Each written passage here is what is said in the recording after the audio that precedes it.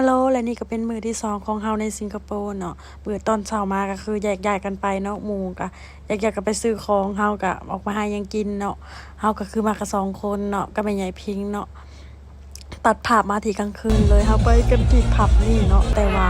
เฮาบ่สามารถถ่ายคลิปได้เนาะกาดเพิ่นก็ไปสั่งหามมาโพสต์บ่ให้ถ่ายคลิปเนาะตัดภาพมาที่เลิกคลับเลยเนาะเฮาก็สิได้มากินอย่างว่าก๋วยเตี๋ยวแห้งของสิงคโปร์อันนี้เป็นซิกเนเจอร์ของสิงคโปร์ก็คือ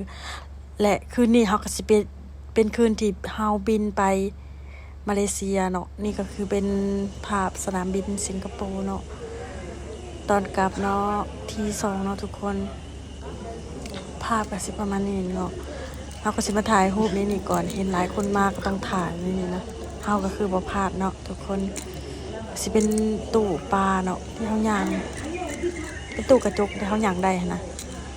ทุกคนรอเบิ่งนี้ก่อนเราก็สิได้บินมาฮอดมาเลเซียเป็นเวลา 8:00 นเนาะ7:00 นเนาะแล้วก็มาฮอดโรงแรมของเขาที่เขาจองไว้เนาะอยากบอกว่าโรงแรมนี่ทุกคนเขาจองมาเป็นราคา 2,000 บาทเนาะเป็นอพาร์ตเมนต์โฮเทลเนาะก็คือห้องใหญ่เองในราคา 2,000 บาทในใจกลางเมืองกัวลาลัมเปอร์เนาะทุกคนแต่ตอนนี้เขาก็นอนพักก่อนเนาะมื้ออื่นเขาสิพาไปเบิ่งไสแหน่ติดตามกันให้ได้ทุกคน